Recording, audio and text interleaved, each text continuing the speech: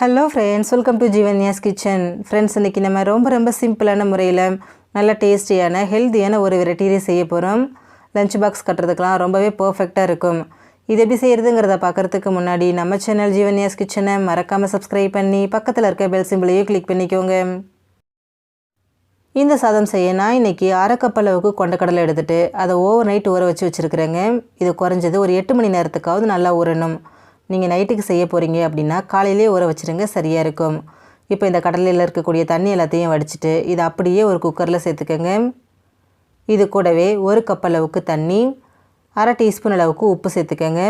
சேர்த்துட்டு குக்கரை மூடி போட்டுட்டு ஸ்டவ்வை மிதமான தீயிலே வச்சுட்டு ஒரு 4 விசில் விட்டு எடுத்துக்கோங்க. கொண்டக்கடலை குழையாமல் பக்குவமாக வெந்து வரணும். இப்போது இன்னொரு கிண்ணம் எடுத்துகிட்டு அதில் ஒரு கப் அளவுக்கு பாசுமதி அரிசி சேர்த்துட்டு நல்லா கழுவிட்டு இதில் தண்ணி சேர்த்து ஒரு 20 நிமிஷம் அப்படியே வச்சுடுங்க, நல்லா ஊறி வரட்டும். இப்போ பாருங்கள், கொண்டக்கடலை வேக வச்ச குக்கரும் ப்ரெஷர் ஃபுல்லாக தானாக ரிலீஸ் ஆகிடுச்சு, நல்லா வெந்து வந்திருக்கு. இப்போ இது ஒரு பக்கமாக அப்படியே இருக்கட்டும்.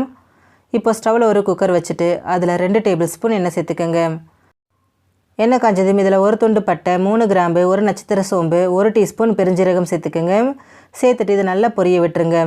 சோம்பு பொரிஞ்சதும் இது கூட மீடியம் சைஸில் ஒரு வெங்காயத்தை கட் பண்ணி சேர்த்துக்கோங்க. கூடவே ஒரு 4 பச்சை மிளகாவும் சேர்த்துக்கோங்க. சேர்த்துட்டு வெங்காயத்தோட பச்சை வாசனை போயிட்டு நல்லா சாஃப்டாகிற அளவுக்கு இதை நல்லா வதக்கி விடுங்க. பாருங்கள், வெங்காயம் நல்லா கண்ணாடி பக்குவத்துக்கு வதங்கி வந்திருக்கு. இப்போ இது கூட 1 டேபிள் ஸ்பூன் அளவுக்கு இஞ்சி பூண்டு விழுது சேர்த்துக்கோங்க. சேர்த்துட்டு இஞ்சி பூண்டோட பச்சை வாசனை முழுமையாக போகிற அளவுக்கு திரும்பவும் இதை நல்லா கலந்து விடுங்க. இஞ்சி பூண்டு முழுமையாக வதங்கி அதோட பச்சை வாசனை போனதுக்கப்புறமா இது கூட ஒரு தக்காளியை கட் பண்ணி சேர்த்துக்கோங்க. கூடவே ஒரு கையளவுக்கு பொடியை நறுக்கின புதினா, ஒரு கையளவுக்கு பொடியை நறுக்கின மல்லி இலை சேர்த்துக்கோங்க. சேர்த்துட்டு தக்காளி நல்லா மசிஞ்சு குழையிற அளவுக்கு இதை வதக்கி விடுங்க. பாருங்கள், தக்காளி நல்லா மசிஞ்சு குழைவாக வதங்கி வந்திருக்கு. இப்போ இது கூட 1/4 டீஸ்பூன் மஞ்சள் தூள், 1 டீஸ்பூன் தனி மிளகாய் தூள், அரை டீஸ்பூன் மல்லித்தூள், அரை டீஸ்பூன் கரம் மசாலா, கூடவே 1 டீஸ்பூன் அளவுக்கு கல் உப்பு சேர்த்துக்கிறேன்.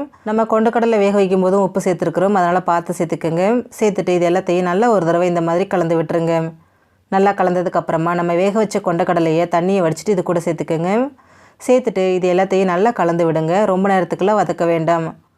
இப்போ இதில் தண்ணி சேர்த்துக்கலாம். நம்ம கொண்டக்கடலை வேக வச்ச தண்ணி அரை கப் அளவுக்கு இருக்குங்க, அதை சேர்த்துக்கிறேன். கூடவே 1 கப் அளவுக்கு தண்ணியும் சேர்த்துக்கிறேன். நான் 1 கப் அளவுக்கு பாசுமதி அரிசி எடுத்துருக்கிறேன். அதுக்கு 1 கப் தண்ணியும் அரை கப் அளவுக்கு கொண்டக்கடலை வேக வச்ச தண்ணியும் மொத்தமாக 1.5 கப் அளவுக்கு சேர்த்துருக்கிறேன். சேர்த்துட்டு இதை கலந்து விட்டுருங்க. கலந்துட்டு தண்ணி நல்லா கொதிக்க ஆரம்பித்ததுக்கப்புறமா இது கூட நம்ம ஊற வச்சு வச்சுருக்கிற அரிசியை தண்ணியை வடிச்சிட்டு சேர்த்துக்கோங்க. கூடவே ஒரு அரை லெமன் எடுத்துகிட்டு அந்த ஜூஸை மட்டும் இது கூட பிழிஞ்சிக்கோங்க. லெமன் ஜூஸ் சேர்த்ததுக்கப்புறமா இது எல்லாத்தையும் நல்லா ஒரு தடவை கலந்து விட்டுருங்க. மிக்ஸ் பண்ணிவிட்டு இதை மூடி போட்டுட்டு ஸ்டவ்வை ஹை ஃப்ளேமில் வச்சுட்டு ஒரு 2 விசில் விட்டு எடுத்துக்கோங்க. சாதம் வெந்து வரட்டும். பாருங்கள், 2 விசில் வந்து ப்ரெஷர் ஃபுல்லாக தானாக ரிலீஸ் ஆனதுக்கப்புறமா ஓப்பன் பண்ணிக்கோங்க. சாதம் நல்லா வெந்து வந்திருக்கு. எவ்வளோ ஜூஸியாக இருக்குன்னு பாருங்கள். சாப்பிட்றதுக்கு ரொம்ப டேஸ்ட்டாக இருக்கும். லஞ்ச் பாக்ஸ் கட்டுறதுக்கெலாம் ரொம்ப பர்ஃபெக்டான ஒரு ரெசிபி.